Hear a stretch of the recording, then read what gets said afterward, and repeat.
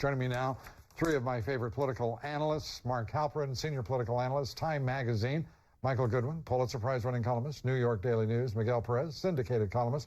Miguel, let's start with you. Is Hillary Clinton going to be able to hold on to the Hispanic American vote in Texas? I don't think so. I think it's shifting. I think younger Latinos are more inclined now to vote for Obama. So we'll see. We'll see tomorrow. But, you know, there's definitely a tendency now among younger Latinos. Young Latinos from like 18 to 29 are a third of the Hispanic voters in Texas. They could make a difference if they shift to Obama, like the rest of the country has been. Are there any identity or group politics that Senator Clinton could be playing to offset that loss, if you're correct? Older Latinos, older establishment Latinos, you know, I mean, really, Hillary Clinton is now trying to appeal to anyone who doesn't believe Obama has the maturity, the experience to deal with international politics. And that includes Latinos, because we come from Latin America, and relations with Latin America are very important, as you see from your report about what's happening in South America right now with Hugo Chavez. So. Your thoughts? Well, I think one of the things that's really important in Texas that probably doesn't get enough attention are the rules. I mean, you got this two-step thing, which is well known, but it's also how the delegates are apportioned by state Senate district. And the black districts have more delegates by virtue of past turnout than the Latino district. So Obama should do better there among black voters, get more delegates. And then, of course, the nighttime caucus system favors him, and it has everywhere else, where he is better organized on the ground to participate in the caucuses. So Texas might be a big surprise for the Clinton people tomorrow, a bad surprise. She's got one chance to win this nomination, and it's to convince large numbers of people that Obama is not ready to be president, not just on national security, but on economics and health care. I think that could cut across demographics in Texas if she succeeds. All right, so we're moving from group and identity politics now to issues. Imagine that. Issues mattering to the outcome of an election.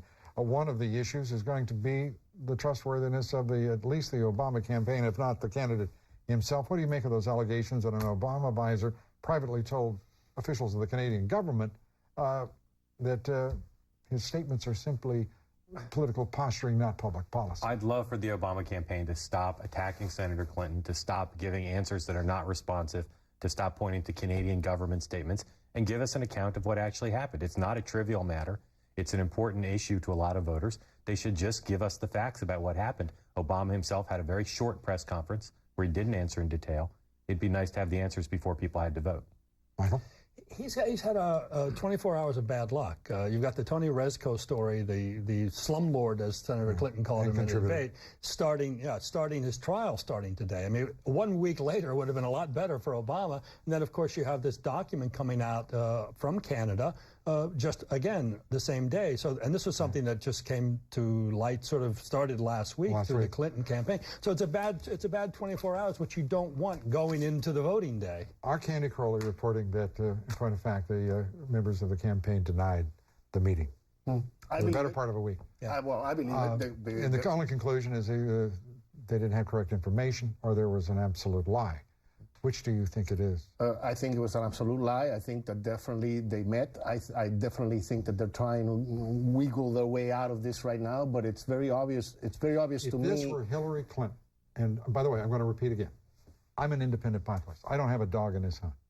If this is Hillary Clinton, is this leading newscast this evening? It got a little bit of attention, but not as much as if it were her. And one of the things that I think will embolden her to potentially stay in this race, even without resounding victories tomorrow, is she feels this stuff may now start to get attention. Yeah, I think Clinton feels that she's on a bit of a roll, and I think there is some evidence in that. And I think if she wins Ohio, which she probably will, particularly because of this NAFTA issue, which is about Ohio. Good Lord, if the people of Ohio, if I may say, do not make free trade and its impact in that state critically important to their decision on whom to vote for. And I'm not suggesting in any way whether you believe Senator Clinton, Senator McCain, well, you better not believe Senator McCain because he says he's the biggest free trader in this contest, or Senator Obama.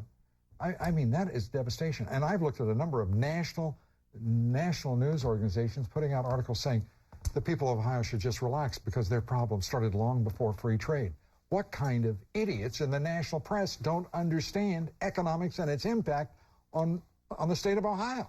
Well, I think the voters do. I think the voters are very suspicious of this stuff, and I think Obama has picked a really rotten time to get caught in a lie. This story has legs. It's not going away. It's not going away. And the bottom line is that, look, I don't think either Obama or Hillary Clinton is serious about changing NAFTA. That's, it's all rhetoric from both sides. I'm shocked.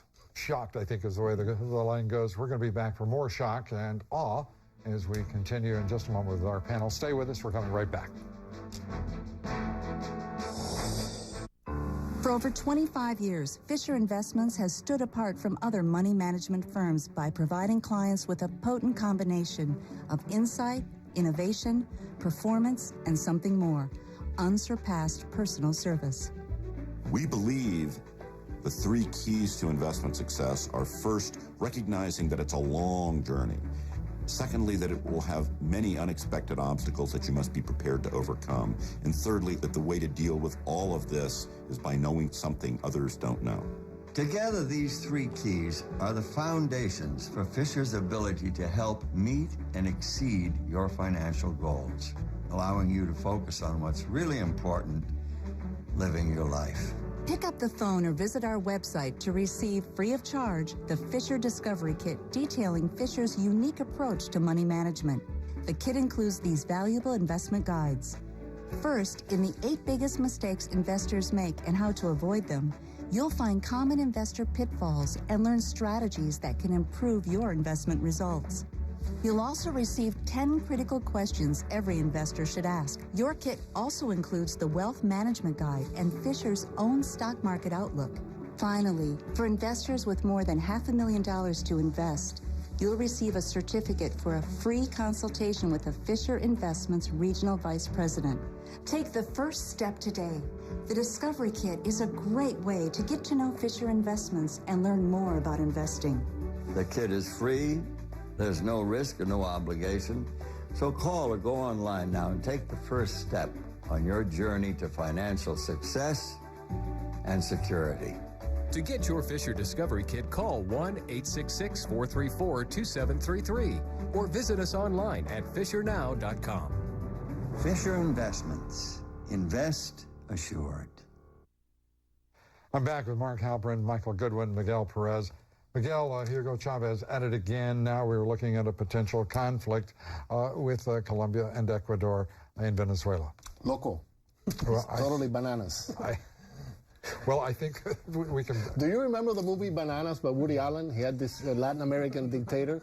That's what Hugo Chavez reminds me of. He had this press conference. He has his radio show and TV show. He had all these followers dressed in red, and with all his followers, he gave orders like this, two-bit dictator. So are you saying Hugo Chavez was watching Woody Allen? He got the idea for a political I'm giving career? Woody Allen an idea for a follow-up movie, sequel.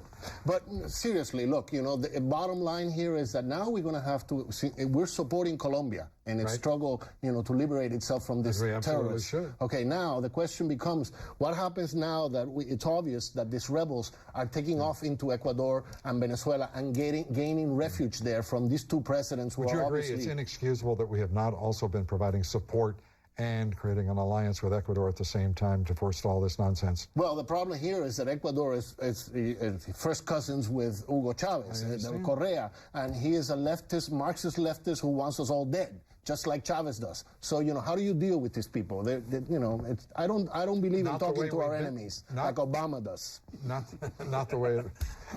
Just about the time I thought you were supporting Obama, you say that. Michael, let's turn to the issue of the EADS contract. The U.S. Air Force giving a contract for all of those tankers to the company, the consortium that builds Airbus rather than Boeing, and thereby, driving everyone just about crazy over the idea of creating jobs in Toulouse, France, rather than, with the exception of a couple of thousand in Alabama, very little support for other American jobs. It's a very strange decision, in part because EADS is so heavily subsidized by the French government. So if on the basis of that subsidy they can underbid an American firm, it's not a fair playing field, and that goes to the heart of free and fair trade. And why in the world is Senator McCain not denouncing this? Or are these candidates not dealing with it? I think it hasn't quite percolated to the point where the candidates have to weigh in, but You know, this reminds me of the Dubai port story. Right. It's something that happens. I think it's going to take a little bit of while to build, but when it does, I would be stunned if Congress doesn't try to step in and stop this. Well, it's, as you say, percolating here. Right. Mr. Goodman. Thank you very much, Mr. Halpern. Thank you very much, Mr. Perez. We appreciate it. And a reminder to tune in to my new radio show, The Lou Dobbs Show, a new 3-hour radio show. We kicked it off today. Go to LouDobbsRadio.com to find local listings. Go to LouDobbs.com for even more. Thanks for joining us. We'll see you later. For all of us here, thank you for watching. Goodbye from New York.